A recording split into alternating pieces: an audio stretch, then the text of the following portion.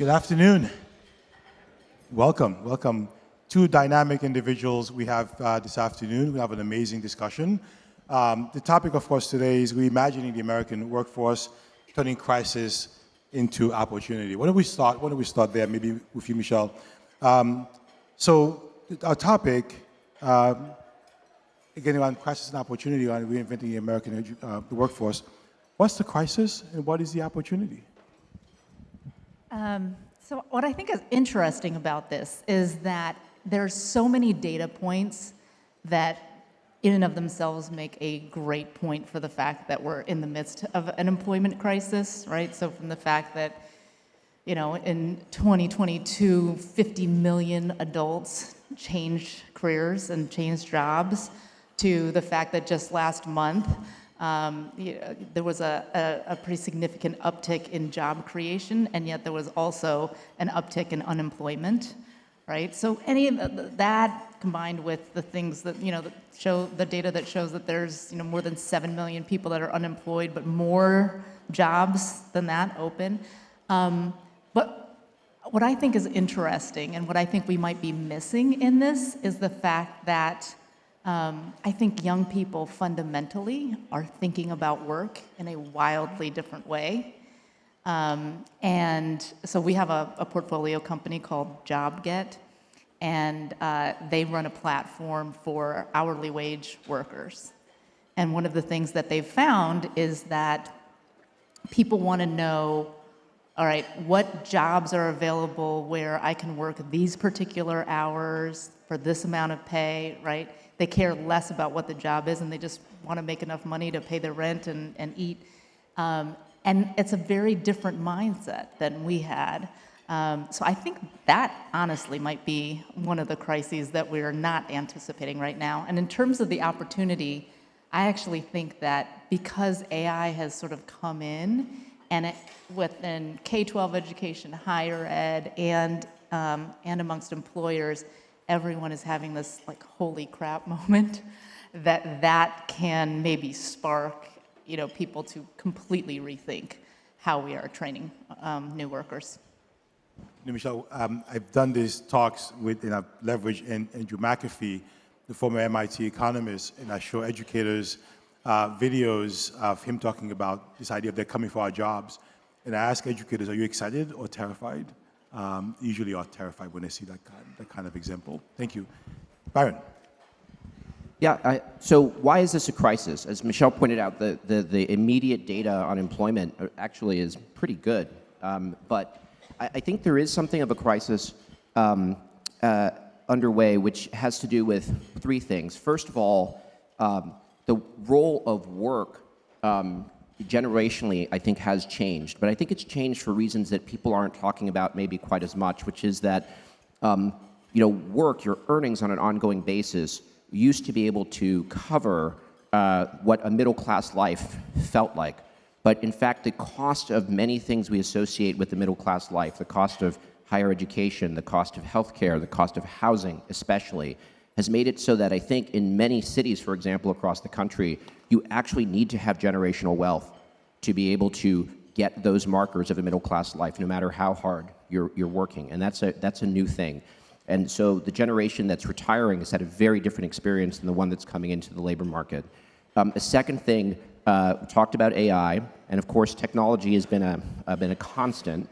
And there's, I don't think anyone who tells you they know exactly what's going to happen with AI really knows that. But it's very much the case that certain things that we consider to be very kind of human sort of attributes, AI is able to do basically because it's learned from humans. It's learned from all the humans. And so there's that big uncertainty. But the third element of the crisis, and actually is part of the opportunity as well, is that over the last 30, 40 years, we've actually changed the way people get jobs, and we've inserted this idea that you have to have a bachelor's degree to get a skilled middle-class job.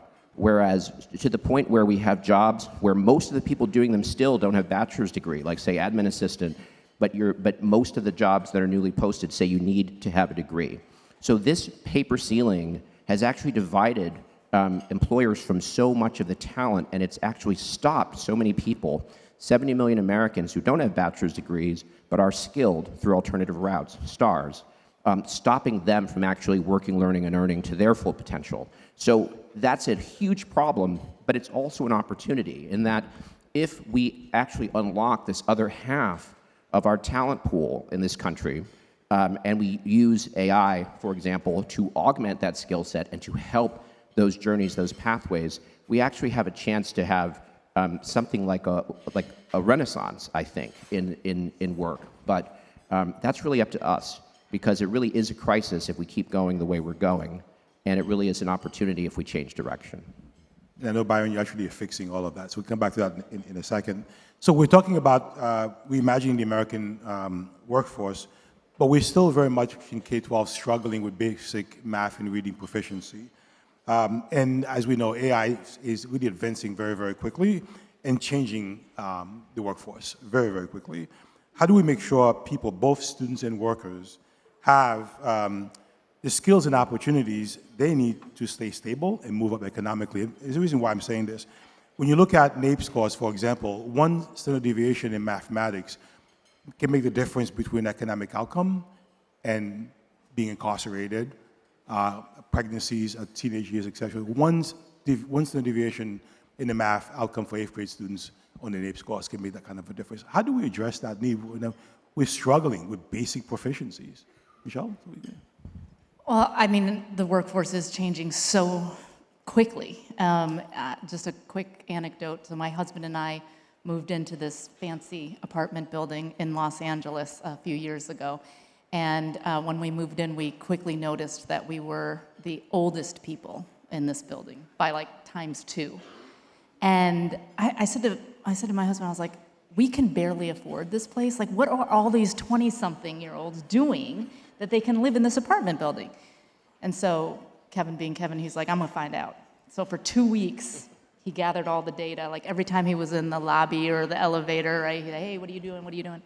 And he comes back at the end of 2 weeks and he's like, they are content creators, they're in cannabis, they're in crypto, they're influencers, all these things that none of them required a college degree. I'm pretty sure all of their parents were very worried as they were leaving the house about whether or not they could make a living doing this. And so I just think that it speaks to like having to move away from this old school paradigm that, you know, in K to 16, we're gonna, you know, prepare kids to do certain jobs and then they're gonna go off and do them. Because if we take that model, by the time they graduate, like those jobs may have changed, they might not be there anymore. And so I think we need to focus more on sort of the fundamentals, right? Obviously, the fact that they need sort of, you know, really solid reading and math skills is one thing, but what are the other sort of fundamental and foundational skills that young people need to be successful in the face of a changing workforce? I mean, I think it's public education and early education more generally is obviously incredibly important, and I think we look away from that at our peril.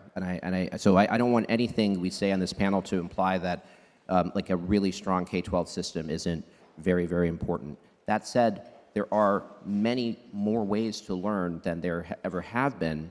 And I think what's missing from the discussion a lot of times is we think, when we think about skills, we think about it just in terms of formal education. Whereas in fact, most skills come from working on the job. So if people put down their forks for a second, I mean, I'd love you to raise your hands if, like, in two groups. One would be if you think for the value you add in your job today, your own work, your contribution, that most of it comes from the skills you gained in school.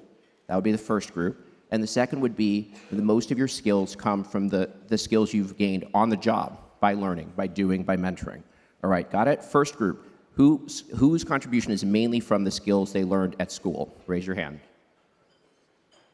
Okay, thank you, thank you. How about on the job? Okay, so that looked like about 95%, a little more than 95% on the job. The thing to remember is that's true not just of the people in this room, but that's true of people in call centers, that's true of people in warehouses, that's true of people doing all sorts of jobs that we very often, very loosely refer to as unskilled jobs. They're not unskilled jobs, they're low-paid jobs. And one of the things at Opportunity at Work, the core of our insights is with this huge skills mobility data model of the entire economy, you can see that actually people move based on their skills, but some people are blocked from those same movements. If you're a second-level help desk worker solving pretty complex problems for customers, you have got the skills to be a business-to-business salesperson, and that job pays twice as much. But if you don't have a bachelor's degree, even though you have those skills, you will be blocked from making that transition, even though that job is in demand. So we can actually, if we take seriously, people talk a lot about meritocracy. Meritocracy is not stopping half the people from trying before you know what their skills are. So having a skills-first approach can actually accomplish far more than people realize, far more in terms of the talent equation, far more in terms of skills development, far more in terms of outcomes that are more equitable. Because if you can do the job, you should be able to get the job. And if you learn something valuable, you should be able to earn more, regardless of where you got those skills. With that principle, we can make this work much better. So you both are making an argument, I think, for the ideas of durable skills. We know that so many of those skills beget success in life. And you're making a really good argument for micro-credentials, right? Ways of credentialing people beyond the traditional. We know from research and from experience, very few people now have a linear scaffolded path to success, right? If I were to ask you, for example, anyone in the audience, what you're doing now, was that your dream 20 years ago, 10 years ago, 5 years ago? We meander. So knowing that, for example, and as technology really reshapes industries and traditional career paths, how do we redesign workforce development to not just respond to disruption, but to anticipate it and create real pathways for opportunities for all people? Well, I mean, I think we can't fully anticipate what the new jobs are, to the point that Michelle made earlier. I think we can say with great certainty that the ability to listen and communicate and have empathy and to be able to sort of put the pieces together, and also the conscientiousness and care with which like people who are great at any job like go about it. These are things that really are going to matter no matter what. And I think again, this is an area of uncertainty, but the early evidence suggests that there's a tremendous complementarity between those qualities in a person and AI agents. And a lot of what we need to do, though, is to make sure that the system actually works in a way that enables people to move in that way. People are inherently curious. I mean, it's so hard to get a child to stop being curious, to stop asking questions, and yet we manage to have systems that do it. Most of innovation in this country, in this world, comes not from people in white lab coats coming up with eureka inventions. It comes from people working at the front line of very ordinary jobs, like noticing a way to do it slightly better and spreading the word, and that being developed into a system. That is actually how progress is being made in the world today, and yet our systems tend not to reflect that. Our narratives tend not to reflect that. And so in a way, we need to do less. We need to stop spending billions of dollars to stop people from trying and to blind ourselves to their skills. We need to take seriously the reality that you don't say you have a bachelor's degree, here's the job. You then want to assess skills and qualities. Well, why can't you do that for everyone? We have a heuristic that was developed in the early 2000s when all you had was keyword search filters. Now we have big data, now we have AI. There's absolutely no reason why we should limit ourselves to these bogus screens. And so when we talk about tearing the paper ceiling and this Tear the Paper Ceiling campaign and coalition, we're not talking about being anti-college. We're not talking about being anti-degrees. College can be an amazing bridge to opportunity. It is for millions of people, and it should be for many millions more. But if we make it a drawbridge that we pull up and no one else can get across it if they don't have that degree, that is a huge problem, and it's a problem we've inflicted on ourselves. And if we undo that, then I think the possibilities are actually pretty great. I think to Byron's point, for a long time, I think there were certain classifications of jobs that people assumed, well, like you have to have a degree for that. And about 4 years ago, I co-founded a startup called Build Within with my co-founder Jimena here, which is focused on apprenticeships. And when we started Build Within and started talking with employers about the apprenticeship model, there was just this assumption of like, oh, that's for the trades and construction. And we were trying to flip that. And now, today, Build Within is working with employers across the country to train, nursing assistants, teachers, project managers, software engineers, right, through the apprenticeship model. And this is something that as educators we've known forever, right? The notion that you're going to learn, and then you're going to get a job and do, as opposed to you learn something, you go apply it the next day, you try it, what worked, what didn't work, like that is how true learning happens. And so the model has to shift towards like, actually you are learning and doing simultaneously, and that is what's going to create the best workers. We need to create systems that really respond to the ways in which we actually learn and finding ways for the credentializing what we actually are learning. So, Michelle, now you're in venture, right? So what are the kinds of innovations and initiatives you're seeing, maybe you're investing in, that really are supporting these kinds of ideas? So one of the investments that we've made that we're most excited about is a company called Stepful. And basically what Stepful did was they took what traditionally was a 2-year-long sort of process to train people in phlebotomy, and they condensed it into 4 months. The vast majority of that being virtual and asynchronous, the last mile kind of as an externship. And it's been, unbelievable. One, the people who go through these trainings are just incredibly motivated, mostly working, coming from service jobs. And then they're becoming these phlebotomists. But what Stepful has figured out that I think a lot of other similar type models haven't is that they have such strong relationships with employers. So every hospital, every clinic, every doctor's office is in need of the phlebotomist. So as soon as these people graduate from the program, they're being snapped up by these employers, right? Which is key to this kind of model. And so what we're trying to figure out is what are the other verticals and what are the other roles where a Stepful type model could be utilized, and we're super interested in people who are building in those spaces. Amazing. So Byron, let's get perhaps more specific into your work as well. So you have this amazing structure and opportunities of work called STARS, right? Which I think is workers scaled through alternative routes, right? Except you've been talking a lot about this. We know that many employers rely on traditional credentials. So what big trends are you seeing? I believe STARS further behind will get us a chance to really bridge the gap that you've been seeing in your work. Yeah, so STARS was who I mentioned, skilled through alternative routes. These are 70 million American workers. So when you think about a picture of who the American middle class is, it's actually STARS. The median worker is a star. Over half of white workers are stars. This idea that a bachelor's degree is required to start a career in skilled work is incredibly disadvantageous to many, many people, and it's not equally distributed. It's concentrated in certain communities. In rural America, it's like an absolute disaster. And I can go, and I've done this in many roles. I've gone to many cities, and downtown I'll be with businesses who are saying, we can't find the skills to do these jobs. And then in any neighborhood in the city, there'll be people who can do it. I mean, he said, I know what I can do, but no one will give me a chance. And people who think, well, or maybe I don't have anything to offer because I've been rejected 4 times, but they haven't been rejected 4 times. They've been screened out.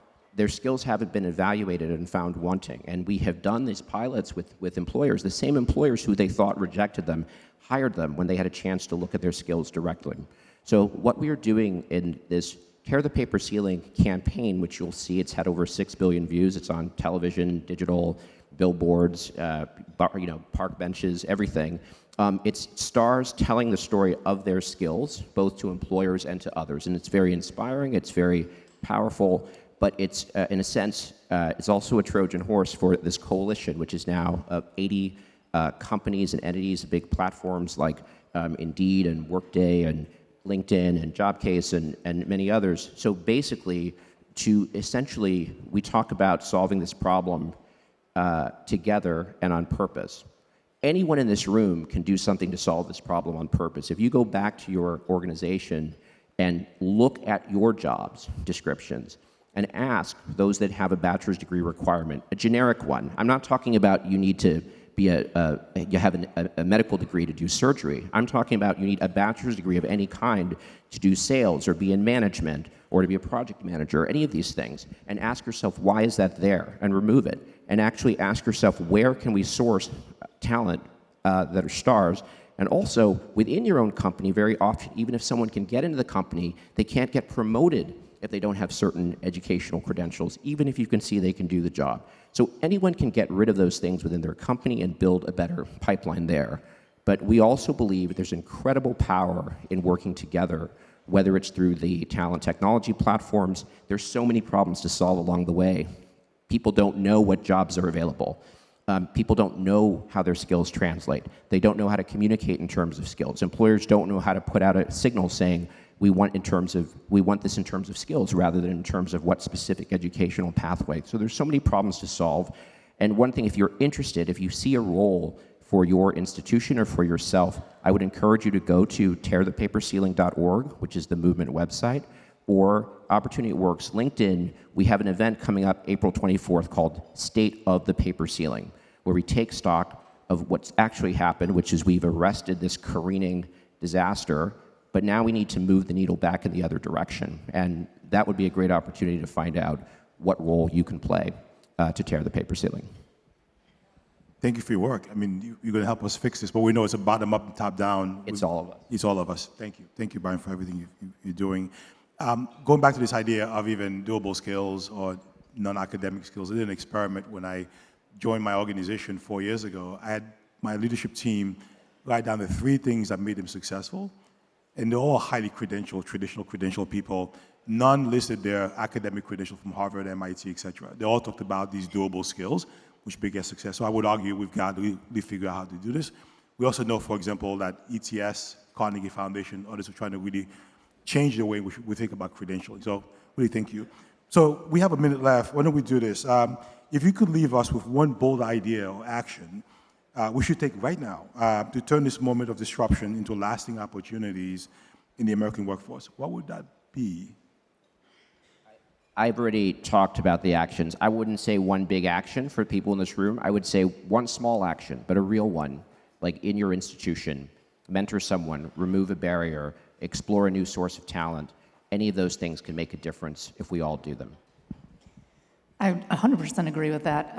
As a side gig, my husband and I own restaurants now, Fix and Soul Kitchen. Great restaurants. And after the first few years of like literally using all of these recruiting agencies to hire our managers and having like zero success, we decided that we were going to eat our own dog food and put in place an apprenticeship program. And we identified people, young people who were serving or bartending or hosting, and we knew that they had great work ethics. We knew that they had, you know, they were mission aligned with us, right? All those sorts of things.